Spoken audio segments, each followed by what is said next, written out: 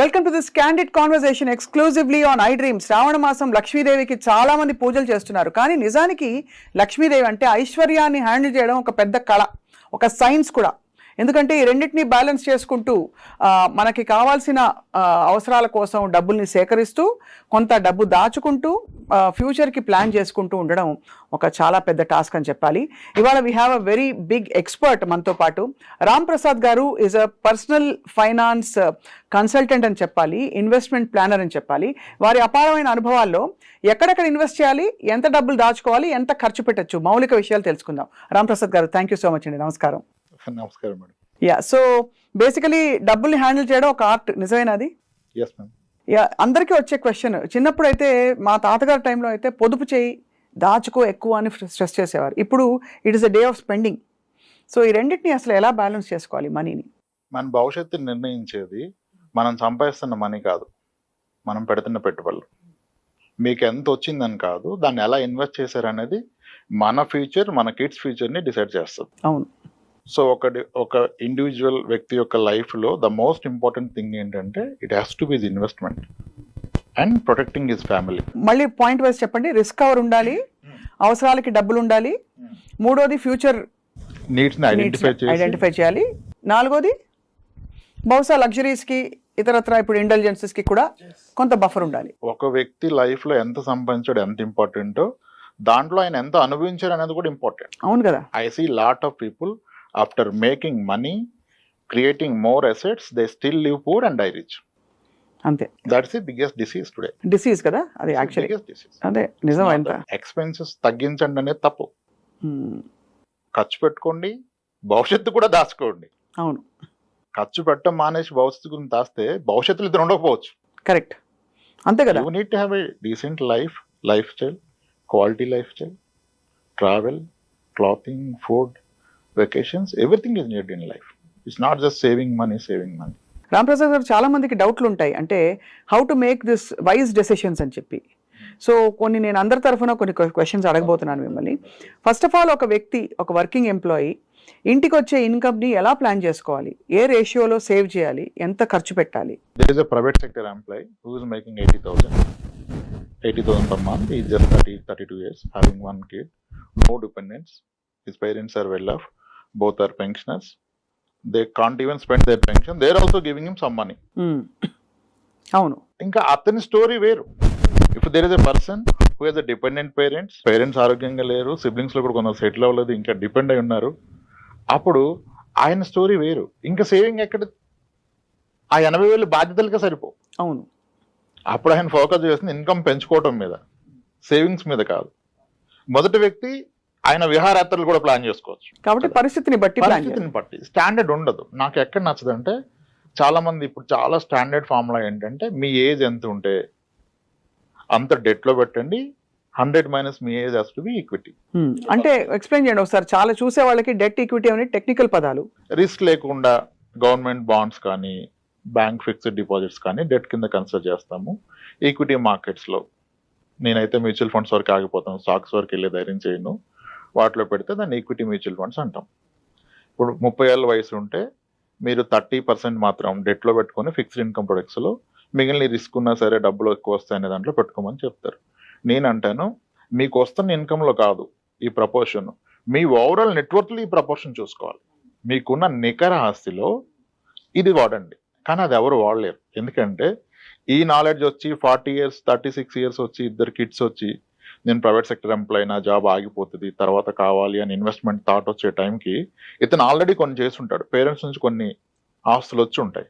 ఇప్పుడు అవన్నీ కలిపి 4 కోట్లు ఉందనుకోండి. లెట్ సే సమ్మన్ ఇది లక్కీ ఇనఫ్, వాళ్ళ పేరెంట్స్ ఇచ్చారు, ఊర్లో ఒక పొలం ఇచ్చారు, ఇక్కడ 2 స్థలాలు కొన్నాడు, ఒక అపార్ట్మెంట్ కొన్నాడు, 4 కోట్లు ఉంది. ఇప్పుడు ఇతని జీతం 1 lakh ఉంది, ఇతని ఏజ్ 40. ఇప్పుడు ఇతను ఆ రూల్ ప్రకారం 40% డెట్లో పెట్టి 60% ఈక్విటీలో పెడితే, అతను అసలు పెడుతున్న అమౌంట్ లో కదా, మళ్ళీ ఇది అతను మొత్తం జీవితంలో కాదు కదా. అవును. అప్పుడు అసలు ఎన్నాళ్ళు పోతే ఏం సాధిస్తాడు ఈక్విటీలో? అవును.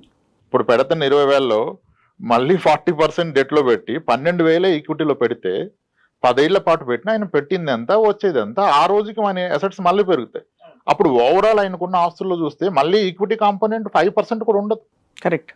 సో ఇది మీరు పెడుతున్న అమౌంట్లో కాదు, మీకున్న నికర ఆస్తికి ఈ రూల్ అప్లై చేస్తే మేబీ మీరు సేఫర్ సైడ్ ఉంటారు. నికర ఆస్తి నెట్వర్త్ ని ఒక వ్యక్తికి ఎలా క్యాల్కులేట్ చేయాలి? ఆస్తులు మైనస్ అప్పులు, అంతే. కానీ అది చూసుకొని మురిసిపోతారు. దాంట్లో లిక్విడ్ అసెట్ ఎంత చూసుకోవాలి. ఆస్తుల్లో లిక్విడ్ అసెట్ కూడా ఉంటుంది కదా, అంటే అదే ఆస్తి లిక్విడ్ అసెట్ అనుకోవడం తప్పు.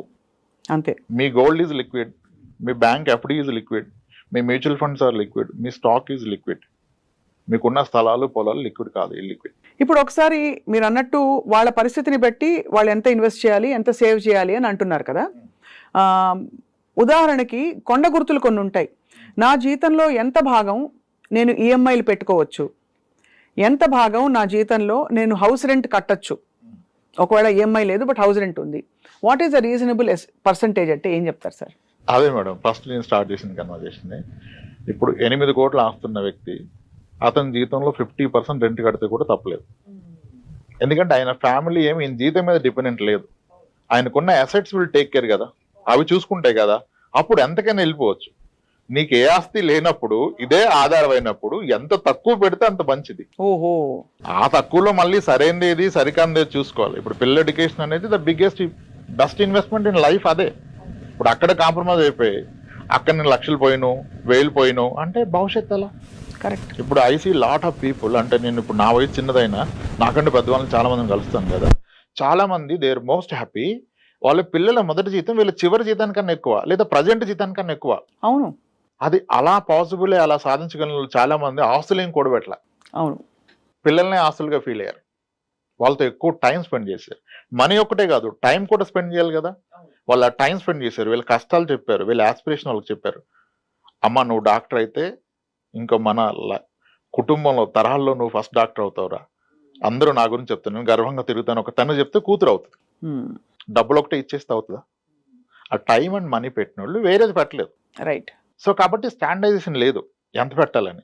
ఆయనకు తెలుసు. ఇంకా నాకు వచ్చే జీతంలో ఇల్లు కొనలేను అనుకున్న వ్యక్తి పూర్తి జీతాన్ని పిల్లల మీద పెడితే ఆ పిల్లలు ఈరోజు ఆయనకు అద్భుతమైన ఇల్లు కొనిచ్చారు. అవును, ఎంతో మందిని ఫోర్స్డ్ విఆర్ఎస్ తీపించారు. అంటే రిటర్న్ వచ్చే ఇన్వెస్ట్మెంట్ మీద పెట్టాలి. పిల్లలు అన్నిటికంటే పెద్ద ఆపర్చునిటీ మీకు ఇన్వెస్ట్మెంట్ పరంగా, కానీ అక్కడ టైం కూడా పెట్టాలి. ఒట్టి మనీ పెడితే అవ్వకపోవచ్చు. అవును, కరెక్టే. మీరు టైం స్పెండ్ చేయకపోతే వాళ్ళు మీ దారిలోకి రారు. రాంప్రసాద్ గారు, గోల్డ్ ఒక చాలా ఫేవరెట్ ఇన్వెస్ట్మెంట్ మహిళలకి.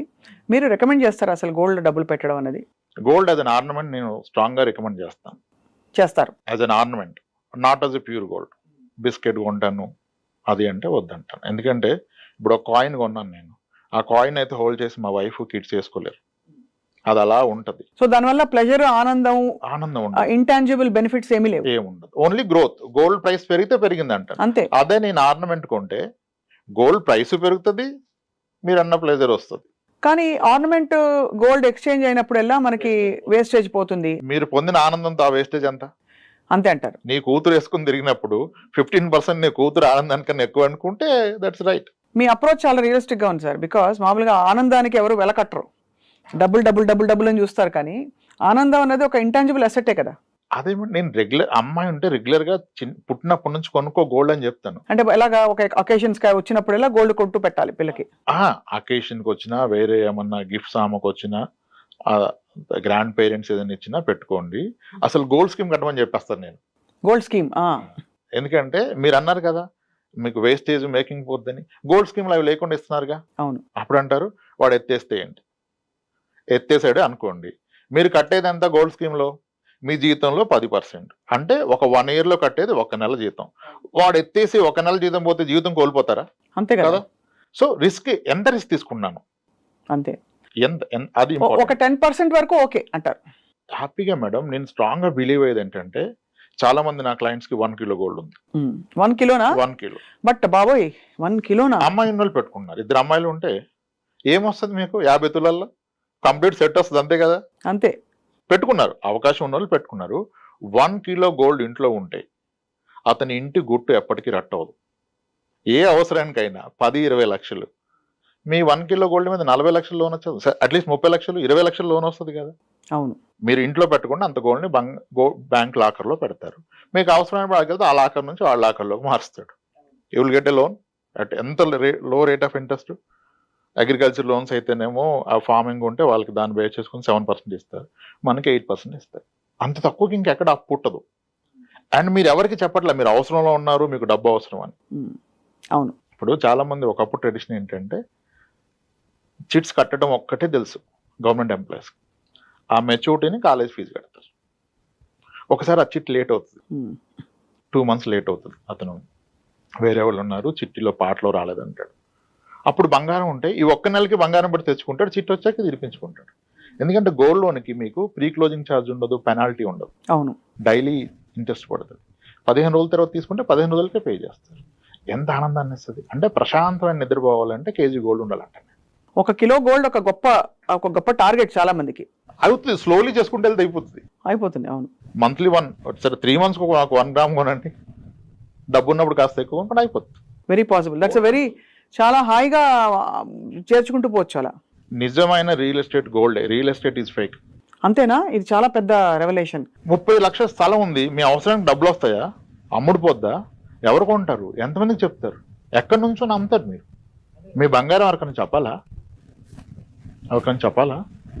అదే కదా, ఫంక్షన్ ఉంటే తెచ్చుకోవచ్చు, లేదంటే పెట్టుకోవచ్చు. చాలా మంది అసలు ఇవాళ రేపు గోల్డ్ని లోన్లోనే పెడుతున్నారు.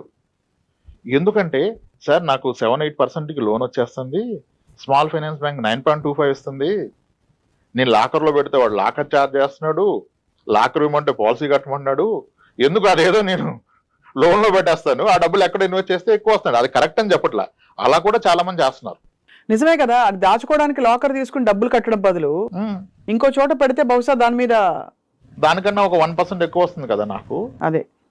అది ఆర్నమెంట్ తోనే అవుతుంది, ప్యూర్ గోల్డ్ ఇదంతా చేసుకోరు, ప్లెడ్జింగ్ కూడా కష్టం. అవును. సో కాబట్టి ఆర్నమెంట్కి ఎప్పుడు ఎగ్నెస్ట్ కాదు. ఆ వేస్టేజ్ అండ్ మేకింగ్ ఛార్జ్ అనేది ఒకటి ఉంది కదా, మీరు ఒక స్కీమ్ ద్వారా కొంటే అది లేకుండా ఇస్తున్నాడు, అప్పుడు అది లేనట్టే కదా. ఇంచుమించు అంతే కదా. స్కీమ్ ద్వారా కొన్నప్పుడు మీ ఇంట్లో మీ వైఫ్ చాలా హ్యాపీగా ఉంటుంది, she will wait for 11 months. అదే కదా, అలా కూడా మీ పిల్లలు బర్త్డే కొనుక్కోండి, 11 months ముందు స్టార్ట్ చేసి హ్యాపీ కదా. చాలా గొప్ప ఆలోచన ఇది. సార్ అలాగే లిక్విడ్ బ్యాంక్ అకౌంట్లో లిక్విడ్ ఎంత ఉంచుకోవాలి? ఇప్పుడు ఇవాళ రేపు ఐటీ ఎంప్లాయీస్ కపుల్స్ ఉంటారు, వీళ్ళకి 1.5 లక్ష, వాళ్ళకి 1 లక్ష, 3 లక్షలు వచ్చాయనుకోండి సార్. ఖర్చులకి సరే 1 లక్ష పోయినా కూడా వాళ్ళ బ్యాంక్లో అక్యుములేట్ అయ్యి 8-10 లక్షలు వీళ్ళకి, 8-10 లక్షలు వాళ్ళకి లిక్విడ్ ఉందనుకోండి. Is that advisable? లిక్విడ్గా పెట్టడం వల్ల వాళ్ళు కోల్పోతున్నారంటారా ఏమన్నా? అది వాళ్ళ నాలెడ్జ్ మీద డిపెండ్ అయి ఉంటుంది, వాళ్ళు చూసే విధానం మీద డిపెండ్ ఉంటుంది. కొంతమందికి 6 లక్షలు అకౌంట్ లేకపోతే నిద్ర పడుతుంది. నా క్లయింట్ ఒక ఉన్నారు మీ పేరుతోనే, బెంగళూరులో ఉంటారు. అవి నాకు ఫస్ట్ చెప్పిన మీరు ఏమన్నా చెప్పండి రామప్రసాద్ గారు, నా అకౌంట్లో 6 lakhs లేకపోతే నాకు నిద్ర పట్టదని చెప్పింది ఆవిడ. ఇంకా అవునప్పుడు నేను డిస్టర్బ్ చేయను, దట్ ఈజ్ రైట్ అని చెప్తాం. కానీ లిక్విడ్ ఎమర్జెన్సీ ఫండ్ అంటారు కదా, ఎమర్జెన్సీ ఫండ్ అసలు ఎందుకు అవసరం అనేది నా క్వశ్చన్. మెడికల్ ఇన్సూరెన్స్ ఉంటుంది అందరికి, అది ఉండాలి. అది లేకుండా ఎమర్జెన్సీ ఫండ్ పెడితే తప్పు, అది ఉన్నప్పుడు ఎమర్జెన్సీ ఫండ్ అవసరం లేదు. అవును. ఇంకేముంటది ఎమర్జెన్సీ అంటే గబుక్కుమని ట్రావెల్, ఒక ఫారిన్ ట్రావెల్ వచ్చింది, ఏదో ఎవరికో బాలేదో లేకపోతే వెళ్ళి చూడాలో, సడన్ గా ఒక పెళ్లి వస్తుంది, అప్పుడు లిక్విడేట్ చేసుకునే విధంగా ఉండాలి ఏదైనా. అయితే దానికి చాలా మార్గాలు ఉన్నాయి. ఎమర్జెన్సీ ఫండ్ బ్యాంక్ అకౌంట్లో, సేవింగ్స్ అకౌంట్లో నుండి 3.25 ఇంట్రెస్ట్ జనరేట్ చేయాలా? ఇప్పుడు మ్యూచువల్ ఫండ్లో ఒక 40 లక్షలు ఉందనుకో, నెలకి 10,000 వేసి పెడితే ఒక 5 yearsలో అయిపోద్ది కదా. అవును. దానికి తోడు లంసం యాడ్ చేస్తే ఒక 10 lakhs 15 lakhs ఉంది మ్యూచువల్ ఫండ్లో. ఇప్పుడు వెసులుబాటు ఏంటంటే ఈక్విటీ మ్యూచువల్ ఫండ్ మీద కానీ, స్టాక్స్ మీద కానీ, ఈక్విటీ మ్యూచువల్ ఫండే పట్టుకోండి, స్టాక్స్ నేను రికమెండ్ చేయను. ఇన్స్టాంట్గా 15 minutesలో మీకు దాని మీద 50% లోన్ వస్తుంది. ఇంకా లిక్విడ్ ఎందుకు మీకు? అంతే. 15 minutesలో మీరు ఎయిర్పోర్ట్కి వెళ్ళే లోపల లోన్ క్రియేట్ అవుతుంది, మీరు క్యాబ్ బుక్ చేసుకుని క్యాబ్ ఎక్కే లోపల లోన్ వస్తున్నప్పుడు లిక్విడ్ ఎందుకు పెడతారు 3%లో? ఇన్స్టెడ్ ఏం చేయాలి, దాన్ని మ్యూచువల్ ఫండ్స్లో పెట్టాలి. మ్యూచువల్ ఫండ్స్లో పెట్టాలి ఎప్పుడు లాంగ్ టర్మ్ గోల్ గురించి. ఆ మ్యూచువల్ ఫండ్లో ఒక 15 lakhs ఉన్నప్పుడు మీకు 6 lakhs ఫింగర్ క్లిక్ అవే, ఒక బటన్ నొక్కితే వస్తున్నప్పుడు ఇంకా అప్పుడు అవసరం లేదు. కానీ డే 1 నేను మ్యూచువల్ ఫండ్ 10,000 స్టార్ట్ చేశాను కాబట్టి ఏం ఉంచానంటే తప్పు. కరెక్ట్. అందుకే కేస్ టు కేస్. ఇప్పుడు అన్నకు బంగారం 1 kilo ఉంటే ఇంక ఇవన్నీ అవసరం లేదు స్టోరీ. అవును, అంతే కదా. అదే ఇంకా సేఫెస్ట్ గా అనిపిస్తుంది. సేఫెస్ట్ అదే యాక్చువల్ గా అందరికి తెలిసింది. ఇప్పుడు కొత్తది పరిచయం చేయాలంటే కష్టం. ఈ ఎపిసోడ్ భర్తలందరూ చూడాలని చెప్పి మేము కోరుకుంటాం అండి, భార్యల పేరిట గోల్డ్ కొంటారని. కానీ రాంప్రసాద్ గారు, పిల్లలు పెద్దవాళ్ళు అయ్యి ఉద్యోగాల్లో స్థిరపడిన తర్వాత డిపెండెంట్స్ ఎవరు లేని పక్షంలో వ్యక్తులకి, ఇండివిజువల్స్ కి రిస్క్ కవర్ అవసరం అంటారా? అవసరం లేదు అసలు. బికాస్ ఆల్రెడీ పెద్దవాళ్ళు అయిపోయారు, రిస్క్ ఎవరికి? వెనకాల ఉండే ఫ్యామిలీ మెంబర్స్కి బాధ్యతలు తీయడానికి పోతే 20 లక్షలు వస్తాయి చేతిలో, 25 లక్షలు, వాట్ ఎవర్. వాళ్ళు పెద్దవాళ్ళే స్థిరపడిపోయారు అనుకోండి, వీళ్ళకి రిస్క్ కవర్ లైఫ్ ఇన్సూరెన్స్ లో అవసరం. రిస్క్ ఉండటమే పెద్ద రిస్క్. అప్పుడు మీ వల్ల ఆదాయం లేదు, మీరు ఉంటే ఖర్చు, మీరు పోతే డబ్బు. అప్పుడు ఏ ఆలోచన రావచ్చు అవతల? అంతే కదా. బియాండ్ ఏజ్ ప్రతి ఒక్కళ్ళు కూడా ఇది నీళ్లు పళ్ళ మెరుగు, ప్రేమ కూడా కిందికి వెళ్తుంటారు కదా. పిల్లల్ని ప్రేమించినట్టుగా తల్లిదండ్రులను ప్రేమించలేకపోవచ్చు అవును కదా. అప్పుడు మనకు రిస్క్ కవర్ ఉంటుంది. రిస్క్ కవర్ ఉండకూడదు అసలు. ఎల్ఐసీలు లేదు ఈ పాలసీలు which give you risk cover along with money back, ఇట్లాంటివి అడ్వైస్ చేస్తారా మీరు? అసలు నేను అలాంగ్ విత్ మనీ బ్యాక్ చెప్పను. Risk has to be separate risk cover అంటాను. Only term insurance. దాన్ని మీరు ఇన్వెస్ట్మెంట్స్ మిక్స్ చేస్తే probably that will become wrong option. ఎందుకంటే మనకి రిటర్న్ తక్కువ వస్తుంది, చాలా తక్కువ వస్తుంది. బిలో ఇన్ఫ్లేషన్ వస్తుంది. ద్రవ్యోల్బణం కన్నా తక్కువ వస్తుంది. అప్పుడు మన మనీ పెరుగుతున్నట్టు కాదు, తగ్గుతున్నట్టు. సింపుల్గా ఒక typical endowment plan, guarantee return plan కడితే ఎలా ఉంటుంది? మీరు సంవత్సరానికి ఒక 20,000 కట్టారనుకోండి, 20 yearsలో మీరు కట్టబోయేది 4 లక్షలు. 4 లక్షలు గాను మీకు 8 లక్షలు వస్తుంటారు. చాలా బాగుంటుంది వింటాను. 8 లక్షల రూపాయలు వస్తుంది. మీరు నొప్పి తెలవకుండా సంవత్సరానికి 20,000, అది క్వార్టర్లీ, హాఫ్ ఇయర్లీ, మంత్లీ కడుతున్నారు. మనం మిస్ అయిన పాయింట్ ఏంటంటే 20 ఏళ్ల తర్వాత ఆ 8 లక్షలకు ఉండే విలువ ఏంటి? ఇన్ఫ్లేషన్ దట్ ఈస్ 1/4 అయిపోద్ది. యాక్చువల్లీ స్పీకింగ్ మనం కోల్పోతాం యాక్చువల్గా దాన్ని పీవీఐఎఫ్ఏ అవన్నీ క్యాల్కులేట్ చేస్తే. అంతేగా? ఎస్, దాన్ని మిస్ అవుతున్నారు. మళ్ళీ ఇంకోటి, ఇతను 4 లక్షల పాలసీ కడితే ఇతనుకున్న లైఫ్ ఇన్సూరెన్స్ కవర్ 4 lakhs. అవును. పొరపాటున వ్యక్తికి ఏమన్నా అయితే 4 లక్షల ఫ్యామిలీ బ్రతకలేదు. అక్కడ 20 కట్టే బదులు 8,000 కడితే 50 లక్షలు టర్మ్ ఇన్సూరెన్స్ వస్తాయి. నిజంగా జరిగితే జరగరాంది ఈ 50 లక్షల ఫ్యామిలీని సేవ్ చేస్తుంది. ఆ 4 లక్షల కార్యక్రమాలకు సరిపోవు. సో ఇది చాలా మంది తప్పు చేస్తారు. బికాస్ వాళ్ళకి రాబోయే వాట్ ఎవర్ ఎక్స్ట్రా మీరు చెప్పారు డబ్బులు అయ్యి వస్తుందని, అది పెద్దగా కనిపిస్తుంది. బట్ 10 ఏళ్ల తర్వాత దీని వాల్యూ ఏంటో తెలుసుకోలేరు. యావరేజ్ సాలరీ ఎంత ఉండొచ్చు అనుకుంటున్నారు మీరు ఒక government employee 30 years back? 30 years back మా ఇంట్లోనే మా పేరెంట్సే ఉన్నారండి. వాళ్ళకి ఎంత 17-20 వేలు కూడా ఉండేది కాదు. Central government employees. మళ్ళీ ఆల్ ఇండియా రేడియోలో పనిచేసిన మా పేరెంట్స్కి చాలా మధ్యతరగతి కుటుంబం అది. 4,000 ఉండేది మేడం. 4,000 అంటే మీరు అదే వీళ్ళు అనౌన్సర్స్ కాబట్టి కొంచెం హైయర్ ఎండ్ ఉంటుంది. అది హైయర్ ఎండ్. యాక్చువల్గా చాలా మంది, అంటే మేబీ మీరు కరెక్ట్ చెప్పారు లేదో తర్వాత వాళ్ళు ఇచ్చేద్దాం, కానీ చాలా మంది అడగగానే మాకు అప్పుడు 10,000 ఎంతండి, అసలు నేను ఫస్ట్ జీతం అడగను, అప్పుడు ఖర్చు ఎంత అంటాను. అప్పుడెంత సార్? 4-5 వేలు అంత అయిపోయేది అంటాను. అప్పుడు అంత ఉండదని అంటే, లేదు సార్ మేము ఎప్పుడు మంచిగా బ్రతికామంటారు. మంచిగా బ్రతికారు కాదంటలేదు, కానీ 4-5 వేలు అసలు అయ్యి ఉండదండి అంటే, లేదు సార్ అంటారు. సరే సార్ మీ శాలరీ ఎంత అంటే, ఉండొచ్చు సార్ ఒక 10,000 అంటారు. అప్పుడు కూడా కరెక్ట్గా రారు వాళ్ళు. నేను అంటాను సార్ ఒకసారి అది కూడా వదిలేండి, మీ ఫస్ట్ శాలరీ ఎంత అంటాను. 600 రూపాయలు సార్. 80 ఏళ్ళు ఎక్కానండి అంటాడు. 80 ఏళ్ళు 600కి ఎక్కితే మీకు నెక్స్ట్ 10 ఏళ్ళు కాకముందే అది 10 రెట్లు పెరిగిపోద్దా? అంతే కదా. 3 సంవత్సరాలకి రెట్టింపు అయినా మా అంటే 2,000 ఉంటుంది మీ జీతం ఆ రోజుకి. 93-94కి మీరు 5,000 ఎలా ఖర్చు పెడతారు? అప్పుడు అంటాడు ఇదే తేడాగా ఉంది సార్, ఒక్క నిమిషం ఆగండి అంటాడు. కరెక్టే సార్ మీరు చెప్పింది, నా శాలరీ 1,700 సార్ అంటాడు ఆయన. అప్పటి వరకు 10,000 చెప్పేస్తారు. అంటే ఇప్పుడు మనకు చాలా ఈజీ అయిపోయినాయి కదా. అవును. అలా మిస్లీడ్ అవుతారు. 1980sలో అయితే most of the central government employees salary కూడా below 1,000. Only gazetted officers use to draw 2,000. అంటే ఆ రోజు ఒక ఫ్యామిలీ, ఒక ఎంప్లాయీ ఉన్న family monthly average expense 1,000 rupees. ఈ రోజు అదే ఫ్యామిలీకి పిల్లలు సెటిల్ అయ్యాక పేరెంట్స్కి హెల్దీగా ఉంటే నెలకు 30,000 ఖర్చు అవుతుంది. అవునండి. ఇన్ ఏ సింపుల్ లాంగ్వేజ్ ఇక్కడ మనం పట్టుకోవాల్సింది ఏంటంటే 30 ఏళ్ల క్రితం మీకు నెలకి ఎంత ఖర్చు అయింది, ఇప్పుడు రోజుకి అంత అవుతుంది. This is the rule you need to catch for future calculation. అంటే ఈ రోజు మనకి ఒక లైఫ్ స్టైల్కి 50,000 అయింది, 1,00,000 అయింది అనుకోండి. మనం ఒక 30 years పోయాక మనకు 60-70 ఏళ్ళు వస్తే రోజుకి ఈ 1,00,000 రూపాయలు అవుతుంది, 30 లక్షలు అవుతుంది. ఎవరు నమ్మరు. నమ్మాల్సిన అవసరం లేదు. భవిష్యత్తును చూడక పాస్ని చూడు. నేను అదే అంటాను, రిచ్ డాడ్ పూర్ డాడ్ చదివే కన్నా ముందు మీ డాడ్ని చదవండి మీరు. అదే ఇది మనకి రిలవెంట్. చాలా కలిసి ఇది మనకి రిలవెంట్. ఇప్పుడు మనం చెప్పిన ఎగ్జాంపుల్ చాలా మంది నమ్మరు.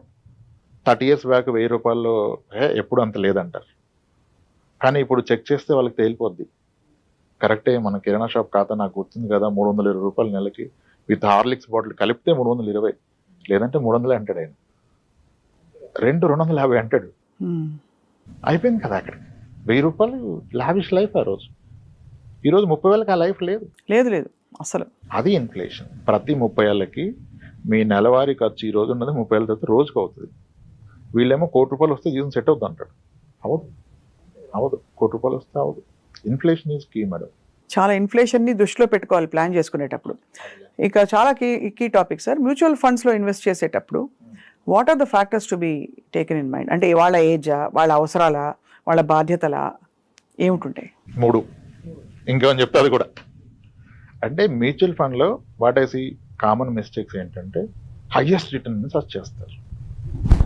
నేను రిస్క్ తీసుకుంటాను కాబట్టి ఎంత రిస్క్ అయినా పర్లేదు నాకు, స్మాల్ క్యాప్ సెక్టర్ లిమిటెడ్, అది కాదు. మీ అవసరాన్ని బట్టి investment, not because of returns. కానీ అవసరాన్ని పక్కన పెడాలి. నేను ఏమంటానంటే 1 లీటర్ పాలు తెచ్చి ఇంట్లో ఇస్తే అదేం చేయాలో చెప్తే కదా ఆమె చేస్తుంది సరిగా. ఈవినింగ్ గెస్ట్లు వస్తారు, టీ పెట్టాలంటే దాన్ని అలానే ఫ్రిడ్జ్లో పెట్టాలి. అవును. మధ్యాహ్నం బిర్యానీలోకి నువ్వు పెరుగు చేసి రైతా చేయాలంటే ఇమీడియట్గా వేడి చేసి పెరుగు తోడెట్టాలి. స్వీట్ చేద్దామంటే బాగా మరగబెట్టి దాన్ని ఏదో చేయాలి. అట్లా అవసరాన్ని బట్టి చేయాలి. Same is the case with mutual fund. అన్నీ ఒకలా కాదు. రైట్. 6 నెలల్లో నాకు డబ్బులు అవసరం పడొచ్చు అనే అనుమానం ఉంటే దాన్ని మ్యూచువల్ ఫండ్లో, డెట్ ఫండ్లో, దాన్ని very short duration something like liquid fund, over night ఫండ్స్లో పెట్టుకోవచ్చు. ఇంకాస్త టైం ఉంటే అల్ట్రా షార్ట్ డ్యూరేషన్ ఫండ్. లేదు నాకు 3-4 ఏళ్ళు ఉంది కానీ నా డబ్బు తగ్గితే నేను తట్టుకోలేను, అయినా క్లియర్ ఎప్పుడు ఇన్వెస్టర్ అంటే అప్పుడు గిల్ట్ ఫండ్, ఓన్లీ గవర్నమెంట్ బాండ్స్లో ఇన్వెస్ట్ చేస్తారు. అవి మనకు బాగానే ఇస్తున్నాయి గత 2-3 ఇయర్స్గా. అట్లీస్ట్ ఎఫ్డీ రేట్ని ఇస్తే అవకాశం ఉంటే కాస్త ఎక్కువ ఇస్తే. గిల్ట్ ఫండ్లో పెట్టినప్పుడు ఇప్పుడు ఎఫ్డీలో పెడితే ఎవరి ఇయర్ ట్యాక్స్ కట్టాలి, ఇక్కడ కట్టాల్సిన అవసరం లేదు, రిడీమ్ చేసినప్పుడే పే చేస్తాం. అంటే అవసరాన్ని బట్టి ఫండ్. ఇప్పుడు నా కూతురు పెళ్ళికి కావాలి, నాకు మరి ఈ గిల్డ్ ఫండ్లో మరి దీనికి రేట్ ఆఫ్ రిటర్న్ ఎంత ఉంటుంది? 11 ఉంది లాస్ట్ 2 ఇయర్స్. కొన్ని ఫండ్స్ 9, ఎఫ్డీ కన్నా 1-2% ఎక్కువ ఇస్తుంది. ఎక్కువ ఉంటుంది. పైగా ట్యాక్స్ కట్టకలేదు అంటున్నారు మీరు. ఎప్పటికప్పుడు అవసరం లేదు, మీరు రిడీమ్ చేసినప్పుడు కడతారు. Long term capital gain tax. ఆ లాంగ్ టర్మ్ క్యాపిటల్ గెయిన్ అంటే మరి అన్ని సంవత్సరాలు కడతారా? సపోజ్ నేను 5 years at the rate of 11% పెట్టాను అనుకోండి. 5 years తర్వాత వచ్చిన సపోజ్ ఒక లంసమ్ ఒక 2 lakhs ఎక్స్ట్రా వచ్చింది అనుకోండి, దానికి 3 lakhs 5 lakhs అయింది అనుకోండి. జస్ట్ ఆ 2 lakhs మీద మీరు ఎంత కడతారు? 12.5% క్యాపిటల్ గెయిన్స్ ట్యాక్స్. అదే ఎఫ్డీలో ఉంటే ఎవ్రీ ఇయర్ వచ్చిన ఇంట్రెస్ట్ అయ్యే ట్యాక్స్ కట్టాలి. అది కూడా that attracts the income tax slab your in. ఒక పెన్షనర్ ఎఫ్డీలో పెడితే ఆయన పెన్షన్ వల్ల 30% ఉంటే దీని మీద మళ్ళీ 30 కట్టాలి కదా. కాబట్టి మీకు ఆ ఎఫ్డీతో పాటు జీతం కూడా ఉంటే మీ ట్యాక్స్ స్లాబ్ పెద్దదవుతుంది కదా. కాబట్టి ఇవన్నీ కన్సిడర్ చేసి తీసుకోవాలి. కాబట్టి ఇన్వెస్ట్మెంట్ ప్లానింగ్ అన్నది ఊరికే ఏదో అందరు కూడా కాదు, పారాసిటమాల్ కాదు ఇది. $650 వేసుకో ఫీవర్ వస్తే కాదు ఇది. అందరికీ కస్టమైజ్డ్ అండ్ వాళ్ళ వాళ్ళ బాధ్యతలు, గోల్స్, లైఫ్ స్టైల్ అన్నీ చూసి మీరు సలహాలు ఇస్తారు. ఆరోగ్య పరిస్థితి కూడా అంతే చూసి సలహాలు ఇస్తారు. Already severe diabetes, hyper tension ఉన్న వ్యక్తికి మీరు మళ్ళీ ఈక్విటీ ఇస్తే probably your reducing the life span. చాలా యూస్ఫుల్. ఎంత యూస్ఫుల్గా ఉందంటే ప్రాక్టికల్గా రాంప్రసాద్ గారు మీరు చెప్తున్నది. Finally I want to ask you one question. Credit card అవసరమా మనిషికి? ఉండడం మంచిదంటారా? అది కన్వీనియన్స్, మీకు క్రెడిట్ హిస్టరీకి క్రియేట్ అవుతుంది, రేపటి రోజున ₹2 తీసుకోవాలంటే ఉంటుందంటారు. క్రెడిట్ కార్డ్ అవసరం అంటే అగైన్ వాళ్ళు ఎలా వాడతారని. కత్తి అవసరం అంటే ఎన్ని విధాలుగానే వాడుకోవచ్చు కత్తిని. కరెక్టే. అవును. ఒక క్రెడిట్ కార్డు తీసుకొని దాన్ని బేస్ చేసుకొని 5 క్రెడిట్ కార్డ్స్ తీసుకొని కార్డ్స్ గేమ్ అన్నట్టుగా ఆడేవాళ్ళు చాలా మంది ఉన్నారు. That's where they last there lifes. మొత్తం ఫ్యూచర్ స్పాయిల్ అయిపోయింది. ఈ కార్డులో తీసి దానికి మినిమం బ్యాలెన్స్, ఇదంతా ట్రాప్. మీరు ఒక credit card with best limit పెట్టుకొని దాన్ని ప్రాపర్గా ఎవ్రీ మంత్ అన్ని దాని మీద కొనుక్కొని విత్ ఇన్ లిమిట్లో కడితే ఇట్స్ అబ్సల్యూట్లీ మీకు ఒక ట్రాక్ ఉంటుంది. ఇంక మీరు ఎక్సెల్ వేసుకోవాల్సిన అవసరం లేదు. దాని స్టేట్మెంట్ డౌన్ చేస్తే వచ్చేస్తుంది. దానికి తోడు వాళ్ళు ఏవేవో బెనిఫిట్స్ ఇస్తారు. ఎయిర్పోర్ట్ లాంజ్ యాక్సెస్ ఇస్తారు మీకు, అవి డిస్కౌంట్లు, ఐఫోన్కి అవి అలా వాడుకోవచ్చు. కానీ దాన్ని ఎందుకు ఎలా వాడుతున్నారు అనేది చాలా ఇంపార్టెంట్. కాబట్టి ఏదైనా మన సంకల్పంలో ఒక బ్యాలెన్స్ ఉండాలి. ఇవన్నీ మనకిచ్చిన వెసులుబాట్లు, లోన్ తీసుకోగలగడం, పర్సనల్ ఫైనాన్స్కి మనకి అందుబాటులో ఉండడం, ఇవన్నీ మనకు వచ్చిన వెసులుబాట్లు. బట్ వాటిని చాలా తెలివిగా, విచక్షణతో వాడుకోవాలి. క్రెడిట్ కార్డు వాళ్ళు మనకి ఇచ్చేదే, మనం ఫెయిల్ అయితే they will make money. When you are not paying full amount on time, minimum balance pay చేస్తే almost you will charges annually 40-50%. బాబోయ్. మంత్లీ 3-5% చేస్తారు. చాలా మంది ఆ ట్రాప్లోకి వెళ్ళి మినిమం బ్యాలెన్స్లోనే ఉంటారు, అసలు తీరదు. అలా 10 members ఉన్నా దే కార్డ్ వాళ్ళు they make money. On time వాడుకొని ఆన్ టైం కట్టే వాళ్ళతో వాళ్ళకి ఏమీ రాదు.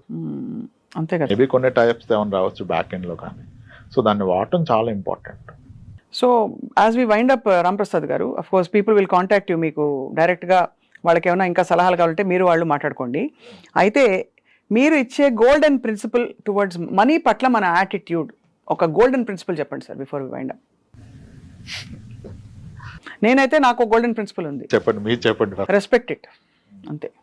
That has to be respect అంటే దాన్ని వాల్యూ ఇస్తాము, రెస్పెక్ట్ ఇస్తాము, దాన్ని ఎక్కడ ఉంచాలో అక్కడే ఉంచుతాము. ఎక్కువ దాన్ని రెస్పెక్ట్ ఇచ్చే వాళ్ళని మనం మరీ దగ్గరకు లాక్కోం కదా, అదొక వనరు. It's all depends on the it's a relation with money. How better you keep it's better better your life, your future. అంతే. దాన్ని స్పాయిల్ చేసుకుంటే you will never come out of it. చాలా యూస్ఫుల్ టిప్స్ తోటి చాలా మంది చేస్తున్న పొరపాట్ల మీద దృష్టి పెడుతూ మీరు చెప్పిన ఇన్ఫర్మేషన్ చాలా బాగా ఉపయోగపడుతుందండి రాంప్రసాద్ గారు. Thank you so much. నమస్కారం. థ్యాంక్స్.